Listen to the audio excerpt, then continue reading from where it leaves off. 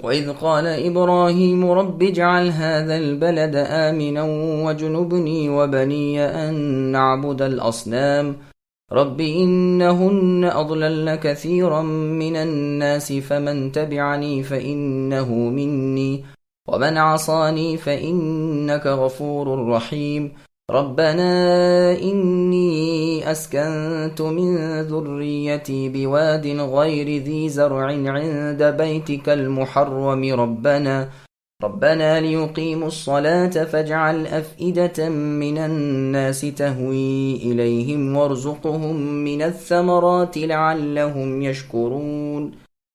اور جب ابراہیم علیہ السلام نے دعا مانگی کہ اے میرے پروردگار، اس شہر کو امن والا بنا دیجیے اور مجھے اور میری اولاد کو بت پرستی سے پناہ میں رکھیے، میرے پالنے والے رب، انہوں نے بہت سے لوگوں کو راہ راست سے بھٹکا رکھا ہے، میری تابعداری کرنے والے میرے ہیں، اور جو میری نافرمانی کرے تو آپ بہت ہی معاف اور کرم کرنے والے ہیں۔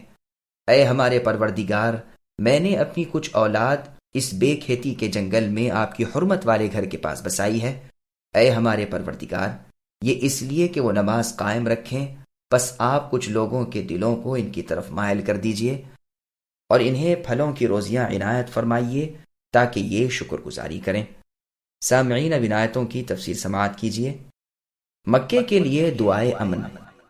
اللہ تعالیٰ بیان فرماتے ہیں کہ حرمت والا شہر مکہ ابتداءً اللہ کی توحید پر ہی بنایا گیا تھا۔ اس کے اول بانی خلیل اللہ ابراہیم علیہ السلام تھے، جو اللہ کے سوا اوروں کی عبادت کرنے والوں سے بری تھے۔ انہوں نے اس شہر کے باامن ہونے کی دعا کی تھی جو اللہ تعالیٰ نے قبول فرمائی۔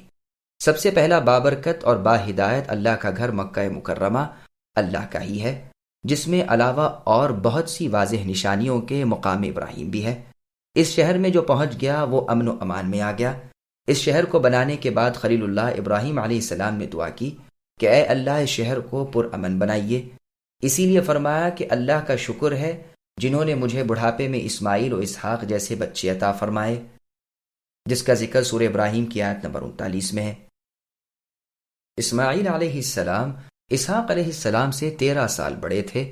اس سے پہلے جبکہ آپ اسماعیل علیہ السلام کو دودھ پیتا ان کی والدہ کے ساتھ لے جا کر یہاں آئے تھے، تب بھی آپ نے اس شہر کے باامن ہونے کی دعا کی تھی، لیکن اس وقت الفاظ یوں تھے جیسا کہ سورہ بقرہ کی آیت نمبر 126 میں ہے، رب اجعل ھذا بلدا آمنا۔ پس اس دعا میں بلد پر لام نہیں ہے، اس لیے کہ یہ دعا شہر کی آبادی سے پہلے کی ہے، اور اب چونکہ شہر بس چکا تھا بلد کو معروف باللام لائے۔ سورہ بقرہ میں ہم ان چیزوں کو وضاحت و تفصیل کے ساتھ ذکر کرائے ہیں۔ پھر دوسری دعا میں اپنی اولاد کو بھی شریک کیا۔ انسان کو لازم ہے کہ اپنی دعا میں اپنی اولاد کو بھی اور اپنے ماں باپ کو بھی شامل رکھے۔ پھر آپ نے بتوں کی گمراہی، ان کا فتنہ، اکثر لوگوں کا بہکایا جانا بیان فرما کر ان سے اپنی بیزاری کا اظہار کیا اور انہیں اللہ کے حوالے کیا کہ وہ چاہے بخشے چاہے سزا دیں۔ جیسے روح اللہ عیسیٰ علیہ السلام بروز قیامت کہیں گے کہ اے اللہ، اگر آپ انہیں عذاب کریں تو یہ آپ کے بندے ہیں، اور اگر بخش دیں تو آپ غلبے والے اور حکمت والے ہیں۔ یہ یاد رہے کہ عیسیٰ علیہ السلام کے اس قول میں صرف اللہ کی مشیت اور اللہ کے ارادے کی طرف لوٹنا ہے، نہ کہ اس کے واقع ہونے کو جائز سمجھنا ہے۔ رسول اللہ صلی اللہ علیہ وسلم نے خلیل اللہ ابراہیم علیہ السلام کا یہ قول اور روح اللہ عیسیٰ علیہ السلام کا یہ قول ان تعذبہم تلاوت کر کے رو رو کر اپنی امت کو یاد کیا تو اللہ تعالیٰ نے جبرائیل علیہ السلام کو حکم فرمایا کہ جا کر محمد سے دریافت کرو کہ کیوں رو رہے ہو، جبکہ اللہ تعالیٰ کو اس بات کا علم ہے۔ رسول اللہ نے سبب بیان کیا، حکم ہوا کہ جاؤ اور کہہ دو کہ اے نبی، ہم آپ کو آپ کی امت کے بارے میں خوش کر دیں گے، ناراض نہ کریں گے۔ یہ روایت صحیح مسلم، صحیح ابن حبان اور سنن الکبریٰ میں ہے۔ پھلوں کی فراوانی کے لیے دعائے ابراہیم علیہ السلام۔ یہ دوسری دعا ہے۔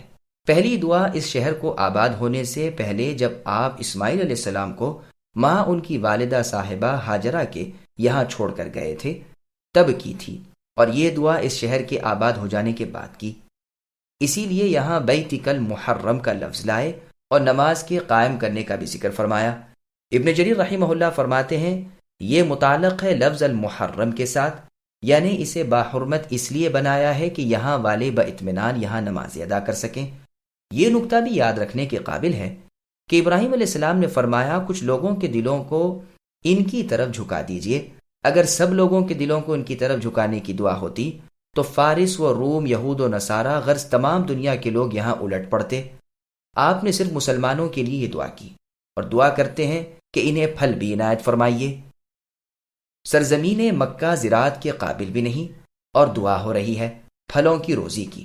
اللہ تعالیٰ نے یہ دعا بھی قبول فرمائی، جیسے سورہ قصص کی آیت نمبر 57 میں فرمایا اولم نمکن لهم حرما آمنا یجبى الیہ ثمرات کل شیء رزقا من لدنا، یعنی کیا ہم نے انہیں حرمت و امن والی ایسی جگہ عنایت نہیں فرمائی جہاں ہر چیز کے پھل ان کی طرف کھینچے چلے آتے ہیں، جو خاص ہمارے پاس کی روزی ہے۔ پس یہ اللہ تعالیٰ کا خاص لطف و کرم، عنایت و رحم ہے کہ شہر کی پیداوار کچھ بھی نہیں اور پھل ہر طرح کے وہاں موجود، چو طرف سے وہاں چلے آئیں۔ یہ ہے ابراہیم خلیل الرحمن علیہ السلام کی دعا اور اس کی قبولیت کا ثمرہ۔ ربنا انك تعلم ما نخفي وما نعلن وما يخفى على الله من شيء في الأرض ولا في السماء الحمد لله الذي وهب لي على الكبر إسماعيل وإسحاق إن ربي لسميع الدعاء رب اجعل لي مقيم الصلاة ومن ذريتي ربنا وتقبل دعاء ربنا اغفر لي ولوالدي وللمؤمنين يوم يقوم الحساب ولا تحسبن الله غافلا عما يعمل الظالمون إنما يؤخرهم ليوم تشخص فيه الأبصار مهطعين مقنعي رؤوسهم لا يرتد إليهم طرفهم وأفئدتهم هواء۔ اے ہمارے پروردگار، آپ خوب جانتے ہیں جو ہم چھپائیں اور جو ہم ظاہر کریں۔ زمین و آسمان کی کوئی چیز اللہ پر پوشیدہ نہیں۔ اللہ کا شکر ہے جنہوں نے مجھے اس بڑھاپے میں اسماعیل اور اسحاق جیسی اولادیں عطا فرمائیں۔ کچھ شک نہیں کہ میرے پالنہار اللہ دعاؤں کے سننے والے ہیں۔ اے میرے پالنے والے اللہ، مجھے نماز کا پابند رکھیے اور میری اولاد سے بھی۔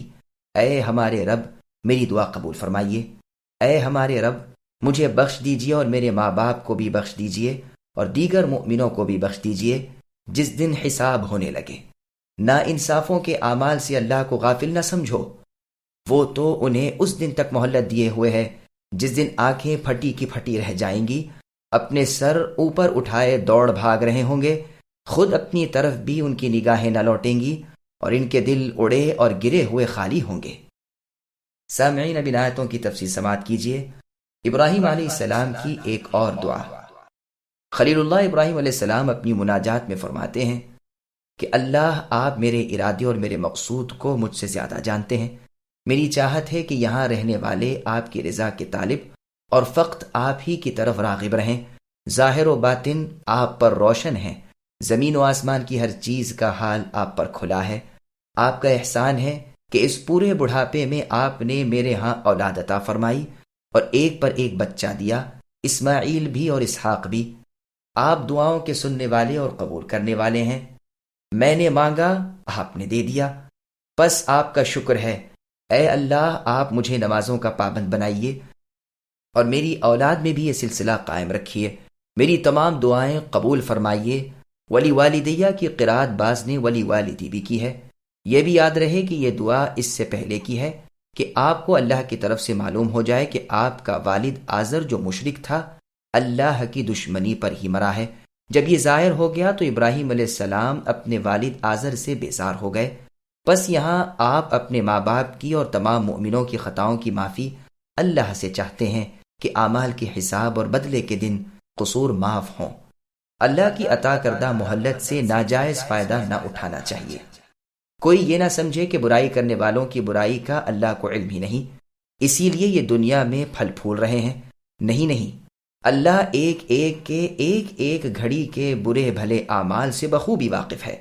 یہ ڈھیل خود اللہ نے دی ہوئی ہے کہ یا تو اس میں واپس ہو جائے یا پھر گناہوں میں بڑھ جائے، یہاں تک کہ قیامت کا دن آ جائے جس دن ہولناکیاں آنکھیں پھترا دیں گی، دیدے چڑھا دیں گے، سر اٹھائے پکارنے والے کی آواز کی طرف دوڑے چلے جائیں گے، کہیں ادھر ادھر نہ ہوں گے، سب کے سب پورے اطاعت گزار بن جائیں گے، دوڑے بھاگے رسول اللہ صلی اللہ علیہ وسلم کی حاضری کے لیے بیتا بانا آئیں گے، آنکھیں نیچے کو نہ جھکیں گی، گھبراہٹ اور فکر کے مارے پلک سے پلک نہ جھپکے گی، دلوں کا یہ حال ہوگا کہ گویا اڑے جاتے ہیں، خالی پڑے ہیں، خوف کے سوا کوئی چیز نہیں، وہ حلق تک پہنچے ہوئے ہیں، اپنی جگہ سے ہٹے ہوئے ہیں، دہشت سے خراب ہو رہے ہیں۔